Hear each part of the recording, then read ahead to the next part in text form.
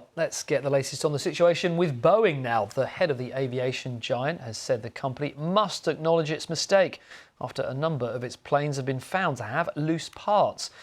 Investigations began after the cabin panel of a 737 MAX 9 jet blew off during an Alaska Airlines flight last week. Well, addressing employees at a factory in Washington where the planes are assembled, Dave Calhoun said Boeing would approach the issue with complete transparency. Murdo Morrison is head of strategic content at the aviation news site Flight Global, and I asked him whether he thinks this will be enough to convince staff and investors. Yes, I mean, this is Boeing trying to be transparent, trying to get on the front foot with this, but it's already in a terrible pickle with this. It's the reputational damage to Boeing of this incident is just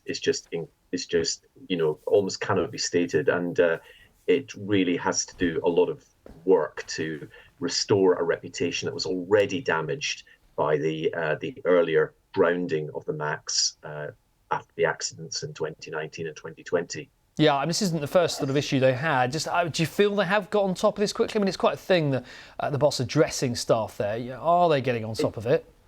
It is quite a big thing, and as I say, they've tried to get on the front foot. They've tried to be they're trying to sort of to set the agenda on this. But I think the problem is that it's largely out of their hands, and the damage really has been done to their reputation. It's Boeing, like all aviation manufacturers, has to have this sort of impeccable reputation for engineering excellence and an obsession with safety. And this really looks like something has gone wrong somewhere. Whoever's fault it was, whether it turns out that this was a problem with one of its key suppliers, or whether it was Boeing itself. Boeing has to take responsibility for this, and reputationally, it is just incredibly damaging.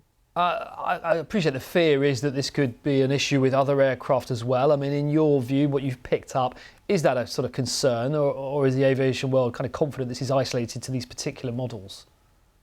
I think it's probably isolated to these models. It's an issue with the door plug, which is sort of fairly unique to this model. It's an emergency exit that isn't used, so to reduce the weight of the aircraft, they take out all the bits of equipment that are needed to operate it as an emergency exit.